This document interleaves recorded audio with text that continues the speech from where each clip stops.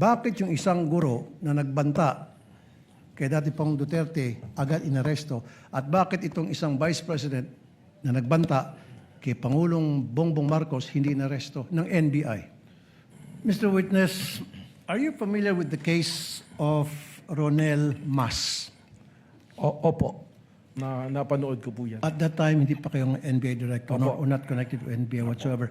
So, tell us briefly dito sa kaso ni Ronel Mas.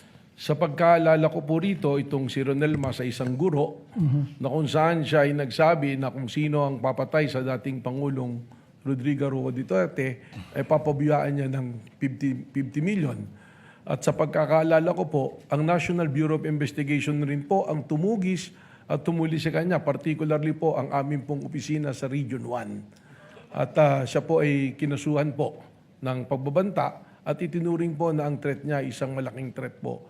Hindi lamang sa dating Pangulo, kundi po sa ating pong national security. In other words, pinalin siya ng case ng inciting to sedition. And he was arrested warrantless. It was a warrantless arrest, right? Tama po. Okay, so isang guro nagbanta sa dating Pangulo, agad-agad inaresto ng walang warrant. Now, itong yung VP Sara, si Vice President Sara Duterte, na nagbanta rin kay Pangulong Duterte at kay Pangulong Marcos. Anong difference ng dalawa? Well, ang pagkakaiba po nila, itong si Rene Mas ay isang guro, si Vice President, isa naman pong Vice President, at siguro po ito ang naging konsiderasyon kung bakit hindi siya inaresto agad.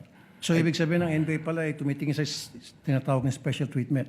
I cannot So, ibig speak. sabihin hindi pala patas sa NBI. Bakit nung panahon ni Pangulong Duterte, isang guro na nagsabi may patong sa ulo na 50 million si dating Pangulong Duterte, kung sino man makapagpapatay sa kanya, agad-agad inaresto ng walang warrant of arrest. And then ito naman si VP Sara na sabi nyo, allegedly nagbigay ng death threat against President Marcos at hindi inaresto. I cannot speak for the NBI at that time, Your Honor, sapagkat yung mga pangyayari pong yan, wala naman ako sa NBI pa po. Subalit, ang ngari ko pong ibahagi sa inyo, ipamarapatin po ninyo, yun na nga pong aking pakikipagtalastasan sa aming pong mga foreign counterparts na akin din napag-aralan at sinasabi nila na sa kanilang jurisdiksyon, kung merong isang pagbabanta na ginawa ng Vice Presidente, ay maaaring agad na ikulong at matanggal kaagad po sa pwesto. Pero again, respectfully, I cannot speak for the NBI noon po at saka yung pangyayari po doon po. Okay. Ano ibig sabihin po ni, para sa inyo, Mayor Baste, nung sinabi niya sa isang Rage Coalition gathering, isang ulo lang naman ang kailangan namin at ang ulo ni BBM or Bongbong Marcos. What does it mean to you? Well, kagaya po ng aking naging testimonya, itrinato po namin ito na isang threat sa isang banta sa ating Pangulo that transcends also to a threat to our national security. So is it the same as saying may patong sa ulo ang isang tao, like a reward, whoever can capture this person, dead or alive, or something to that effect? It could be that way or it can be in many ways, pero ang sa amin po, ang namin naging interpretasyon nga dyan, isinama po namin ito sa maraming banta sa seguridad ng ating Pangulo at sa seguridad po ng ating So again, bansa. kung tinuturing yung threat, itong salita na binitiwan ni Baste or Mayor Baste Duterte against President Bongbong Marcos, anong difference niyan dun sa binigay naman na threat ni yung teacher na si Ronel Mas kay dating Pangulong Duterte? Yung pong naging banta ni Mayor Basti Duterte ay ipinasok po natin sa mas mahaba pang pagsusuri, kaya po isinama natin ito po doon sa ating continuing threat assessment po. So why was he not arrested?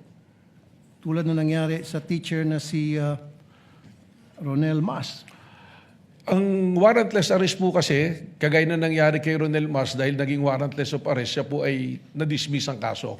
So yan din po yung iniingatan namin na kung kami ay gagawa ng warrantless arrest, ay maaari pong ma-dismiss ang kaso. Ngayon po, kasama po yan sa case build-up namin na maaaring magdulot po ng pagpapile po ng nararapat po na kaso. Going back to Ronel Mas, What was the justification of the NBI back then when Mr. Ronel Mas was arrested without warrant?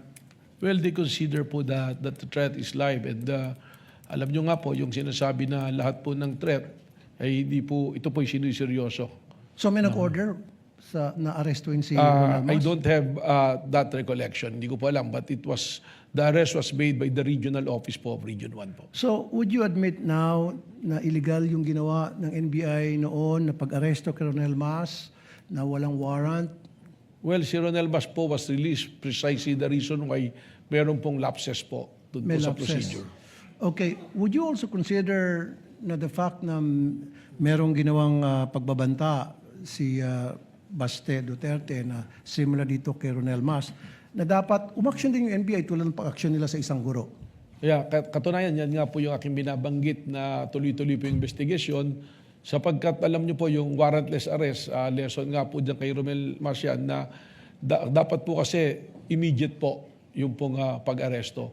Pag yan po ay lumipas na, hindi na po tayo pwedeng mag-aresto under the law sapagkat papasok po ito sa illegal arrest po. Last na lamang. So, make a comparison ngayon.